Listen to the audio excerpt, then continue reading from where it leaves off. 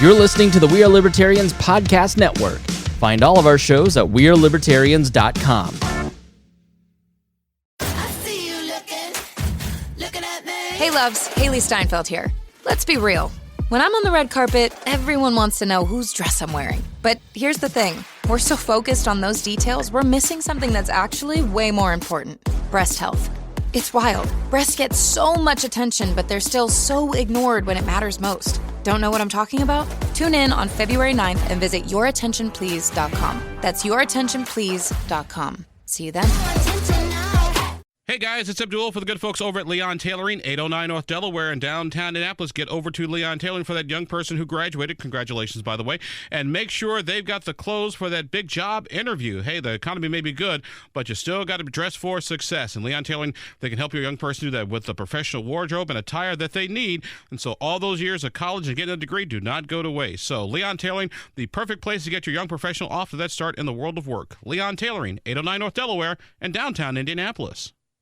Our guests today are Christopher Spangle, Amy Starks, Dave Meeker. Dave Meeker bringing tech to you. Amy Starks, Digital Media Incorporated. And Chris Spangle, we are libertarians and digital director for the Bob and Tom Show. We're talking about social media. That's the conversation we're having today, the impact it's going to have with the election just a few weeks away. It was interesting, Dave. I want to get you to sort of jump in here. Chris talked about, when sort of these roadblocks were built or there's sort of these firewalls. At first, it was for the hackers. Then it was the sex trade workers. Then it was these people. Where is that line that we draw between, keeping the integrity of our system versus we're now getting to outright censorship, so to speak? That's a very good question. I'm going to start with in the country of Spain. When they post, they can't make a public post. All they can post is one for friends only. So there is already a form of censorship in a way in many other countries. But in America, as far as I know, First Amendment still stands by there. The question is, as an attorney, what are the terms of service that you clicked the box blindly and said, I agree? Exactly what did you agree to? Are you staying within those lines? I'd like to think I can still put some of my opinions out there and promote people, whether they're paying me or not, just because they're good people or a good cause, like putting a trail all the way across Hancock County. Great. I love it. But is someone going to censor me? I don't know. I sure hope not. Amy, is for the social media companies, is that term of service agreement sort of their ultimate trump card? Pardon the expression. It's like, hey, you know what? You can complain all you want, but when you signed up, you hit agree. We no one's there with a gun forcing you to. Right. Your Honor. Yeah. And it's free. And it's usually up all the time. I don't know when the last time that I saw a fail whale. Memorial Day. There was on Twitter? Yeah, Facebook, it went down for about 25 minutes. Really? Did you see a fail whale? No, but it said you could not log in. They would recognize your credentials. And all was peaceful and quiet in the village that day. And Twitter was busy. Millions of people across America actually had to talk to each other. But still, it was 25 minutes serving 2 billion people. Yep. That is globally an amazing feat. And if it's only down, let's say it's down for 3 days during the year. Oh, humanity. That is such a minuscule time. And it blows my mind when I think about the infrastructure that goes into providing these platforms. And I really do not think it's a utility. I think it's more like, I always use Mickey Gilley's. Do any of you remember Mickey Gilley's? It was a huge bar in Texas, and it was so big that it was measured in football fields. And I feel like that's what the internet is. It's this huge place where you can go anywhere. There's the bull ride, the mechanical bull. Yes, thank you. Yeah, I've actually ridden one of those before. That's why I know. There's a mechanical bull over here. There's jazz happening on this side. There's a rock and roll concert over there in this one huge area, and you can go wherever you want. You can listen to whatever you want. You can focus on whatever you want. You can promote whatever you want. And I guess maybe I'm a Pollyanna, but I feel like we'll get through this eventually and come out better on the other side. Let me ask you about that, Chris. And just using Amy's analogy, that, okay, here's your country western over here, your pop over here, your blues over here, your R&B. Regardless, you're still in Mickey Gilley's. You walk in here, we expect you to behave yourself a certain way, and if you don't, get the hell out of here. No, like I said earlier, I think if you are abusing people, it's Facebook in these hearings talked about inauthentic users and fake users, and I've never liked the anonymity of certain platforms. I'm a person that I believe if it's coming out of my mouth, my name should be on it. I should be held accountable for what I say. So obviously you didn't write the White House op-ed. I didn't, and I think that person is a wuss. But I think WikiLeaks came out and said that they're pretty sure that it's a old white guy. Yeah, and so I do think that these companies have a right to set their rules, and they should make those rules very clear to people. And in regards to the terms of service, if I walk into your restaurant, there is an implicit contract that you're going to treat me a certain way and I'm going to act a certain way, and if one of us wants to terminate that contract for whatever reason, you can kick me out or I can leave. We have an explicit contract with these companies, and they tell us exactly what the remedies are for when we misbehave and what are the steps. What's happening with political speech, though, is there are so many varying interests and so many loud interests that want to control what these companies, how they're enforcing their own terms of service. And so I think you've seen a lot of conservatives, for instance, claim certain things, and I think back up in a lot of ways that, conservative media publications like Rare go out of business while the Young Turks thrive. There are measurements that show that conservative outlets are being unfairly biased against by some of these companies. Here's the thought: maybe they're.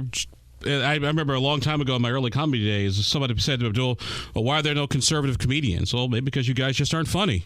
I mean, if I may just kind of go Occam's razor here just a bit. I mean, right. if you got content, you've got following. It'll buy, it'll sell, but maybe your audience just isn't as big as you thought it was, and your business model just isn't. Because as apparently the business model works for Fox, because Fox does very well. But maybe Fox has figured out something that works that these other guys, Dave, let me get you in here, just haven't figured out. So what was the question, Your Honor, again? I lost track there. I guess it is in the sense that when certain organizations talk about the quote unquote liberal bias of Facebook and Twitter and blocking out conservative voice, and Chris pointed out like some conservative websites just haven't done financially as well as some liberal ones. Could it just be that maybe some people are just better at a particular business model than other people? It depends on whether that information is relevant and whether or not they read it. A lot of times people won't respond, but they'll come up to talk to me personally. And believe it or not, people normally read all of my posts. They normally go past more and read it because it's something that resonates with them. Sometimes it's something that may resonate in the wrong way, but at least it's relevant and it's some kind of news related or purpose behind it. But when I get into politics, it seems like everything changes. There seems to be a lot of emotion and normally a lot of money that backs that emotion. Is that part of the issue, Amy, is the fact that unlike, I guess sports may not necessarily be the best way because sports fans are just as emotional and enthusiastic as everybody else about their respective teams. But is that maybe sort of the part of the problem we're having here is that we're not only are we so polarized as a nation, but people take things, they personalize their politics to a point that maybe we just haven't seen in so long, that if somebody is challenged, they automatically assume it's not that the person's disagreeing, but now it's an affront and a personal attack. Right, and let me unfriend this person because I don't agree with them. And then you have echo chambers of a whole bunch of people agreeing on a few things and no cross discussion. None of the discussion across the aisle. And, maybe conservatives are getting a bum deal on digital platforms, but aren't they in control of both houses and well, but political power is far different than grassroots voices. There's a big difference, and I have to push back, Abdul, on your assertion because the technology behind these companies, they can do whatever they want, and you have no idea the power of the algorithm and the content that they feed you. And so it's not a matter of these companies like Rare having a failed business model. It's a matter of them having certain switch is turned off on them that show their content to less people. And I can tell you in the 10 years that I've been running big Facebook pages and websites, starting with you back at a previous place. That doesn't exist anymore. It doesn't exist. It's not our fault. But in reality, it was a great time for organic growth when we started that stuff. I have a podcast that's successful because of organic growth. Organic growth does not exist in the same way. The only way to get true organic growth on social media anymore is to be as outrageous as humanly possible without getting banned. And if you're the Weekly Standard, for instance, you don't want to do that because you want to have a certain tone. But you cannot fight these big companies. I think you're not taking into account how much effect they actually have on public discourse and setting certain tones, while at the same time the power that they have to decide who sees what. There have been some studies that show that you can swing elections by 40 points based on what Google results you show. That's a tremendous amount of power, and we should hold these companies to as high of an ethical standard as humanly possible. I think Jack Dorsey gets that. I have not seen anybody from Facebook out there talking about this stuff. I think Sharon Sanders, her testimony was woefully underwhelming, where she's like, Facebook is a place for birthdays. Like, okay, well, at least Jack Dorsey understands the political power behind his platform for open discussion, because it's not just a place for birthdays. It's about real problems. It's about real issues in the world. People weren't talking about sex trafficking 5 years ago. They're talking about it now, and that's partly because we're allowed to talk about that on their platforms. And if they find that sex trafficking or issues like that aren't deemed part of the respectable conversation, then real people get hurt.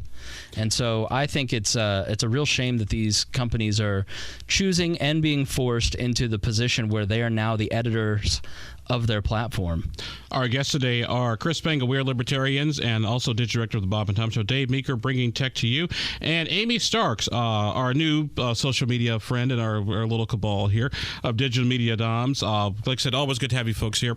As we get ready to come to the sort of the tail end of our conversation, I want to switch up just a little bit and talk about how to be a smart, more informed, intelligent consumer of social media, particularly when it comes to politics. How do we avoid, the quote unquote the fake news, the Russian bots who are saying, hey, the Black Lives Matters people are coming to knock over your house and do XYZ, or hey, the Klan is going to go march at 42nd Post Road, so you guys all need to be there. Amy, let me start with you. How do we become smarter, better social media consumers, particularly when it comes, to our politics?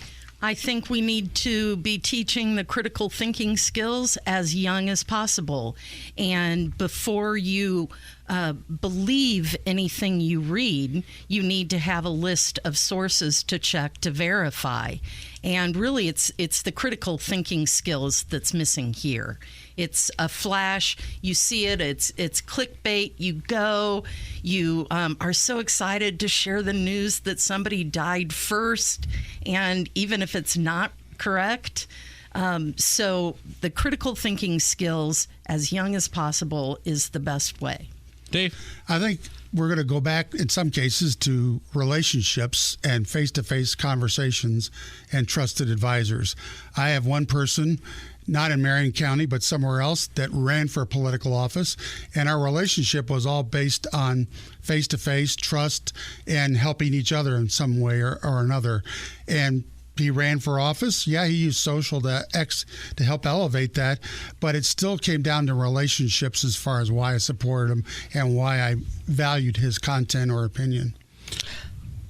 Go ahead. No, good, Chris. I'm just over here ready. This gets me fired up. I think first you have to ask Google questions. I think if you see a story and your gut says, this seems a little fishy, click on the link, look at the date, read the title, read the first couple paragraphs. Don't share an article ever without actually reading the content. Yes. That's first and foremost. I think general knowledge will help. Read the New York Times, read Reason Magazine, read Vox and read the National Review. That way you've got Libertarian, Independent, you've got Republican, you've got Democrat, and you've got a mainstream news outlet. If you just looked at those sites on a daily basis, you'd probably be fine. And then you'll be able to kind of discern what is right or what is wrong and what makes sense, because you've had 5 different viewpoints represented in your daily news diet. And I think you have to look at your information diet in the same way that you look at your food diet. If you read the same source, Just made a bunch of steak and whiskey. That's yeah, exactly. If you only consume the same thing over and over, eventually your health falls apart. And you have to be a good consumer of news, and you have to listen to We Are Libertarians and read indiepolitics.org. I'll tell you, though, I don't see a lot of people doing that. They don't have time. They don't consider it important.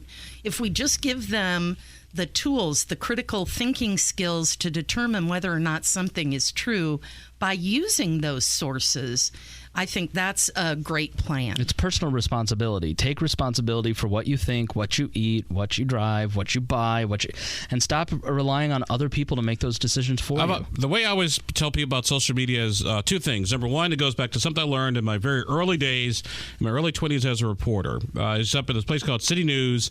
They were like the Chicago Wire news service. They covered the city of Chicago, and written on the wall in big giant letters in the newsroom, it said, "If your mother says she loves you, get confirmation from your dad." That was the editor's very fancy way of saying believe nothing anybody tells you off the bat. Go get confirmation, even if it's your mother. Number 2, when it comes to social media, I have what I call the Tootsie Roll Pop rule. Chris might be a little young for this, but there's a whole commercial where the kid goes to Mr. Al and says, "Mr. Al, how many licks does it take to get to the Tootsie Roll Center for Tootsie Pop?" 3. 1, 2, crunch. 3. If you got to click more than 3 times to find the real story, you may as well just stop and forget it. Like those have always been my things. Believe nothing, and if I got to click at least 3 times to get to exactly what somebody's talking about, and Chris, you were absolutely right.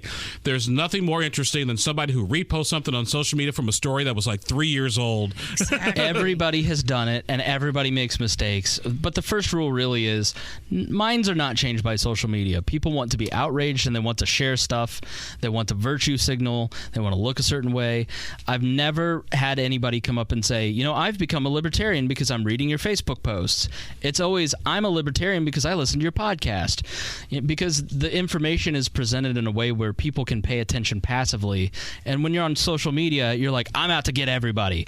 And it's you just cannot think that way. And I just think that we probably just should share less, because I just don't think it's that effective. I'm concerned about you saying that social media doesn't change minds. Isn't that what the whole Robert Mueller investigation is about right now? The idea that like Hillary Clinton and Donald Trump combined spent $81 million on Facebook ads. Hillary Clinton's was most of that money. She didn't win. And so when you spend millions on Facebook ads, the idea that 100,000 Facebook and Russian Facebook ads or 600 Twitter accounts tweeted about healthcare, and that somehow changed anyone's mind. It's a BS setup to try and regulate these companies. In reality, your mind is changed by authentic conversation. Your mind is not changed because some random, egg on social media posted an article about healthcare. Like, the narrative, I just think, doesn't make sense. And so authentic conversation is how you change minds, and that's not what these Facebook ads or what the Russians were doing. We're down to our last couple of minutes here. So, Amy, I'll start with you. What advice do you give for people on how to be a good social media smart consumer? Once again, getting back to the critical thinking skills. Make sure you check your sources before you share anything, and do your best not to unfriend people. You can block content, but when you unfriend someone, you cut off an opportunity for them to learn a different viewpoint. Dave? Look at the 30,000-foot view instead of the 10-foot view on a lot of things before you jump to any conclusions. Mr. Spangle? Know what you believe, which means you're going to have to spend less than 2 out of every 5 minutes on social media and on Facebook. You're going to have to spend less time looking at your phone, spend more time engaging with the people you love and reading books, and then learn what you believe and then start sharing. All right. Well, our guest today, as part of our social media conversation to look at the upcoming election, Amy Stark of Digital Media Doms, Dave Meeker, Bringing Tech to You, and Christopher Spangle. We are Libertarians and Digital Director of the Bob and Tom Show. Amy, Dave, Chris, thank you all very much for a very spirited, lively discussion. Can't wait to get you guys back in here real soon. Looking forward to it. Thank you.